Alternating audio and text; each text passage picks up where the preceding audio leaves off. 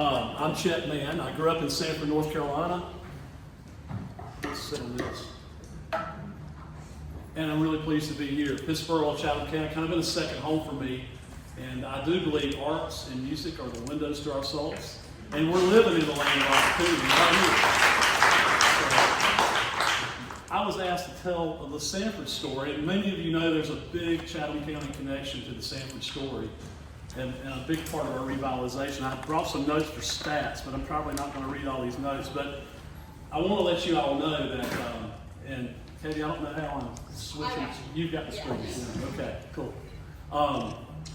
This wasn't just a slogan, but it was basically a comprehensive strategy aimed at revitalizing the town that I grew up in. So it really did work well. If you want to, Jim, go ahead.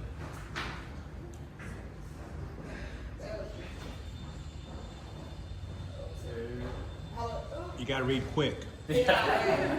Told them I'd be fast. There you go. One more shot. Yeah, we're not going to bore them with all these things. So, there you go. All right.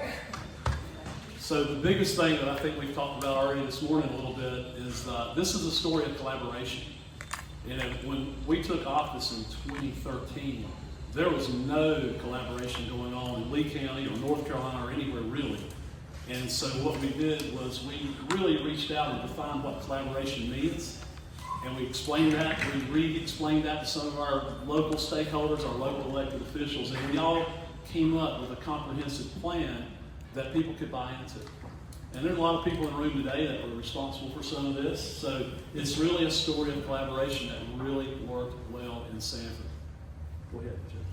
So this was what the Open for Business agenda was about. It was about a 4-plank platform to revitalize a town that had struggled through the Great Recession.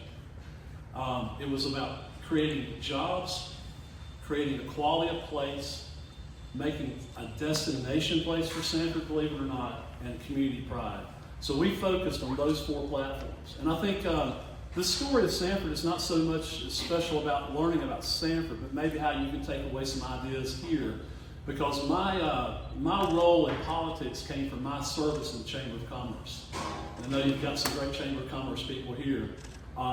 You can learn a whole lot about your community and be a part of your community by joining an organization like the Chamber and making a difference in what the tide is going to be moving forward. So this is what we wanted to focus on, Jim. Go ahead. So job creation was this really big idea to promote water supply and wastewater supply as a unique asset. So how many people in the room live or grew up in Pittsboro? Okay, so about a third. When we first started, Chatham County and Pittsboro had come right the day I think before I even got elected, there was talk about the need for more capacity of water and wastewater. And Lee County and Sanford was in a great position. My grandfather had been mayor in the 1960s and an alderman for about 17 years before he was mayor. And he had the idea that we were getting our water from Deep River. And he remembered as a farmer, as a child, walking across the Deep River during droughts.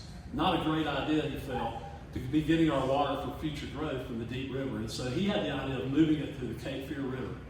And that turned out to be 40 years ahead of its time because the Cape Fear River, we were able to get our toe in it and had 40 million gallons per day of capacity. That started back in the 60s.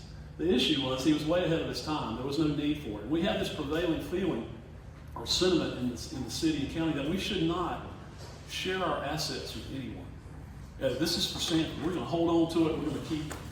But the problem is that we're sitting on an asset, and I think it's in the next slide if you want to, Joe. It's all about doing what's right, but we were looking at our water and sewer capacity as a lot of people would look at their CD in the bank making a quarter of 1% return. So we had all those assets, but they weren't making any money. So we decided to leverage those assets and started promoting our water and wastewater capacity. And so we had to have a lot of collaboration with stakeholders to help sell the idea that it would be okay to help Chatham County and Pittsboro realize their goals, and in exchange, we would get a return on that investment. It took, 8-9 years to really push that idea through with several different elected bodies. But when when it happened in a great way. So we created this idea. Unfortunately, it started as a $22 million idea, and it took so long to get the idea adopted and passed here that now that's a $100 million project. But when we first came into office, Pittsboro had 200,000 gallons of capacity, all the real estate people and builders in the room. We had 200,000 gallons a day to support everything behind us.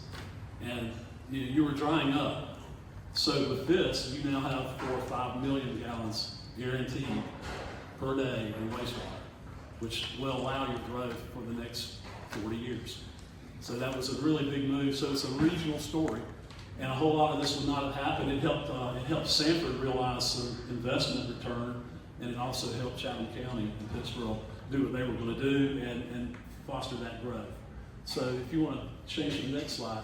One of the things we did that I was very proud of too was that we started the Sanford Area Growth Alliance, which was my idea for a one-stop shop for economic development. We had in Sanford, we had 4 locations you had to go visit if you wanted to permit. If you wanted to build something, if you wanted to bring a community to town or a business to town, you literally had to go to 4 different places, and 2 of them weren't in very desirable locations. So we found an old textile building downtown that had been abandoned. We got the collaboration going between the city and county. We showed them a case for investment. That's really the way you collaborate is show the numbers and how it's going to benefit everybody. So we took a 22,000 square foot building, an old textile building in a great location downtown that had become a pigeon coop, and we turned it into the Chamber of Commerce and Economic Development and the city and county planning departments, the GIS departments, all the things you need, code enforcement, all the things you need to be successful, to grow, to bring a business, relocate to Sanford. And it became a huge hit. We had all these people now in one building under one roof sharing all these great ideas, this vision that we had to make a one-stop shop for economic development. Had a lot of help from some friends to make this happen, and it's been just a phenomenal success, and I'll show you a few more successes from that as we go through. So, moving on from job creation, because Sanford Area Growth Alliance did, and I'll give you the results at the end of what they did, but having our economic development chamber under one roof, we launched one of the most successful runs in probably North Carolina history for a town under 50,000. But we also wanted to focus on what was great for everybody. And so we needed to make Sanford a destination place. So Zach and I were talking about a volleyball park or some kind of amenity here. We needed to have a destination place that would bring people to Sanford, because we don't have a battlefield, we don't have a mountain, we don't have an ocean, we don't have anything of that nature to draw tourists. But we do have a lot of sports and a lot of athletes. We've got our latest one is now playing for the Pittsburgh Pirates. We had a lot of people come through Sanford that did very well in college and professional athletics. And so we wanted to create a multi-purpose sports complex. So we went about collaborating with the town officials, county officials, and we passed a bond referendum, told we couldn't do it. We'd be raising taxes. We actually lowered taxes 2 cents the very next year with our growth. So we were really proud of that, and it is almost completed. It'll be ready by the end of the year. So we'll be hosting tournaments from all across the East Coast. All that is travel ball parents. Maybe you'll find yourself in Sanford one day. When Robbie Galin was growing up, there was nothing like that in Sanford, and there was nothing like that for my kids. So this is just a little bit more about it. One of the things that we leveraged very well, I think, in Sanford and Lee County was our Central Carolina Community College, which you have a campus here. This is another thing that connects Lee County to Chatham, is that we have one of the top, if not one of the very best community colleges for workforce training, for you name it. We do it well at Central Carolina Community College. One of the things that I wanted to see happen was I wanted to convert our civic center into a conference and business center. So we live in a place where for the sports park, there's 460,000 children under 18 that live within a 45-minute drive of Sanford. Taking that thought, well, there's at least that many adults that are traveling, looking for places to have conferences and meetings that are going to pay 3 times more and travel twice as far as they could come to Sanford. Just as you're probably finding out in Pittsboro, you're very well located. It's easy to get here from the east and the west. So we leveraged that, and we did some improvements to our civic center and made it more into what we wanted it to be, a civic and conference business center. So it's busy every day of the week. So another thing about Sanford, if you've been there, how many of you guys have been to downtown Sanford recently? I see that. Looks like a lot of the artists have been downtown Sanford. Right. There's some great spots. And art became something that was very important to me, and very important, I think, to rounding out all the edges and bringing people back to Sanford. But we wanted first to promote our railroad heritage. We were formed by the railroad. 2 railroads crossed in downtown Sanford. That was really the reason we were born back in the 1800s.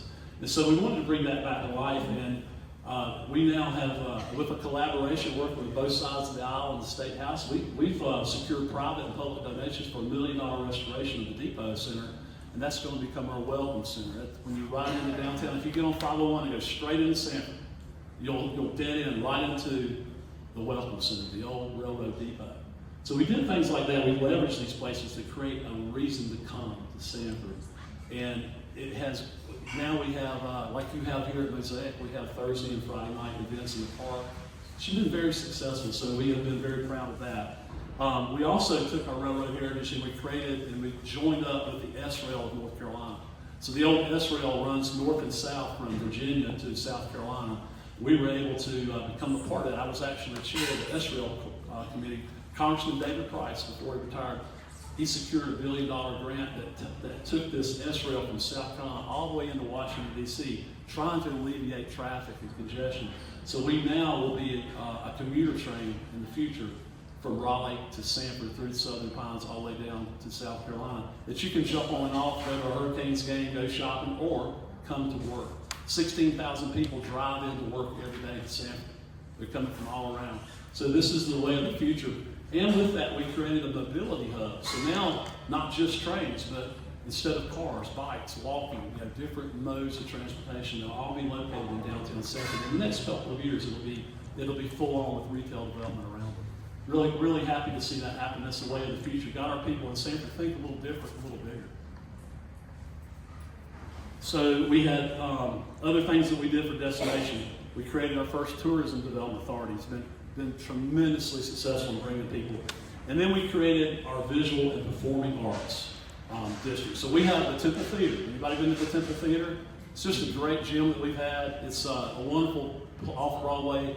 We're very fortunate to have it, a lot of support for it. We wanted to tie that to a visual arts center and bring arts into why people would want to be a part of Sanford. And so we're still working on some of that. But we created a mural trail. It was a great idea. I really was behind it. But we wanted to create a historic mural trail. And if you're wondering if the investment in arts in your community is worth it or not, I have to tell you, triple down on that. People love it. You can come to Sanford now and you can go see a play in the afternoon, go get some strawberry shortcake at Miss Lacey's Tea House, and then you can walk it off by going downtown and seeing 16 different murals, all with a historic connection to what made Sanford what it is. And people love it. I mean, we're getting flocks of people that come from other towns, a lot of Chapel Hillians. We see a lot of ladies coming with clubs, and they'll spend time in Sanford. It's been tremendous. Not to mention, we spent about $12 million on downtown streetscape revitalization. So we buried the power lines and made it pretty against the trees downtown. So very much credit. These are just some examples of Chapel. I don't know if any of you know Scott Durkin from Chapel Hill. He was one of the muralists that I think he probably painted 4 or 5 of our murals downtown. They're beautiful.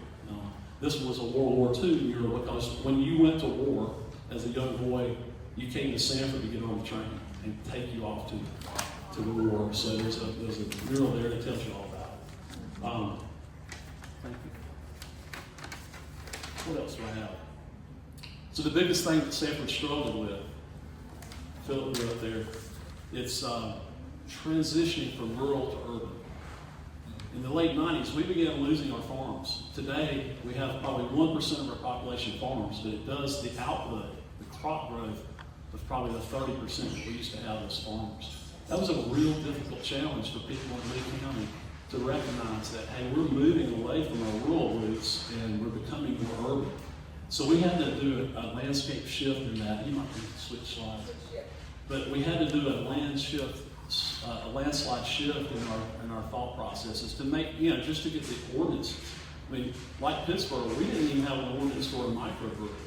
They were not allowed in Sanford until about 2014, because that's not what a rural community did back then, was have something like a microbrewery, which now brings hundreds of people downtown every day sometimes. So those are some of the things we had to work on. As we did that, there's the buggy company on the bottom left. No, I'm sorry, that's the Ludlow building. That's the buggy company. And up top's splash pad. We did all these things from 2013 to 2022. Go ahead. And the last piece, and probably as important as anything, was community pride. So when your elected leaders are working together, you can do almost anything. And kind of some of the things we wanted to work on was,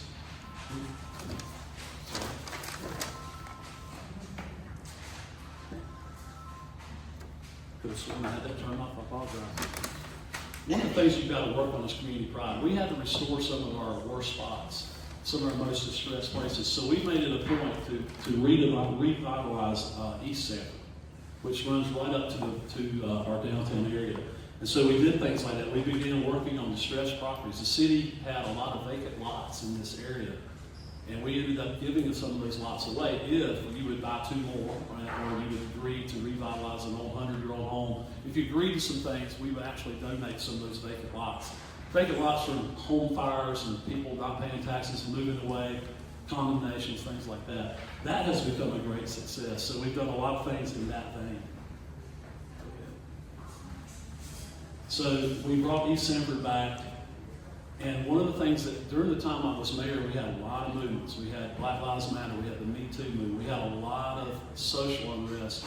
But we made a point to connect our people to our community. So I formed the Citizens Academy, and it's now called Sanford 101. One of the greatest things we ever did was bring about 20 people a semester to the city once a week for 9 weeks, and they learned every aspect about city government, how their local municipalities work. And we did field trips almost every week.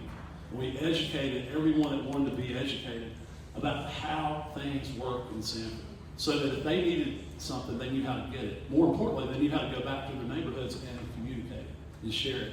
One of the biggest things we did was enforce community police. We reinforced our community police department. We connected every neighborhood with our community police department, especially neighborhoods where we were having some problems, where sometimes the residents were scared.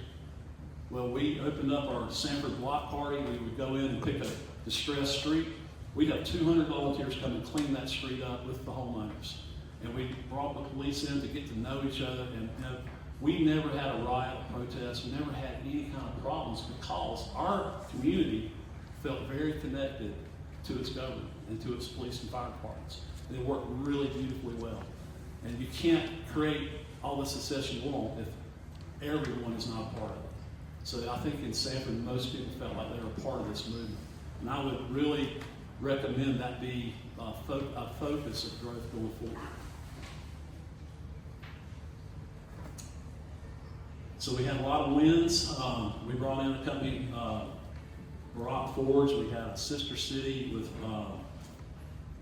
Mexico, right outside of Mexico City. We had a sister city with China. We had a delegation go to both. This was where the Mexican delegation came up. We signed some proclamations. We brought in a Stellus, a Rock Forge, a Pfizer expansion. We created thousands of jobs. We brought in Kiel with Kerwin this year. They're going to be another pharma company in Sanford. It's been fantastic to watch the businesses come to Sanford when you have a collaboration and an incentive that makes sense for everyone. So we've hired thousands of jobs. Housing remains a problem. We've got 2,000 to 3,000 jobs coming online. When I first started, we built 54 homes in 2013 in Lee County. We built 650 last year. We have 2,700 jobs coming, and I don't know I think we have 150 properties maybe, or 300 properties at the most, but we get a little condemnation about all the growth and all the houses, but we got 2,700 people that are coming in making 6 figures, looking for a place to live, and we only were able to put up 650 homes last year. So I don't think we have a housing overabundance. We just have a lot of demand and not enough supply. It's a hard thing for people who don't want it in their backyard. but no one seems to be complaining about results today. You might have to switch it. Yeah, so here's where we go. The Sanford story, the Open for Business agenda, was due to consensus building and collaborations with other local governments, elected officials, and stakeholders. That's really what it was about. You bring the people that care the most, that have the most to lose, you bring them together in a room and you make them talk. And we all agree on the consensus. It was our basic business plan, this Open for Business agenda. It was followed every single day for 8 years. The results were basically Sanford went from the outhouse to the pit house. We literally are now considered a top 20 city under 50,000 in the United States. When I took office, we weren't even close.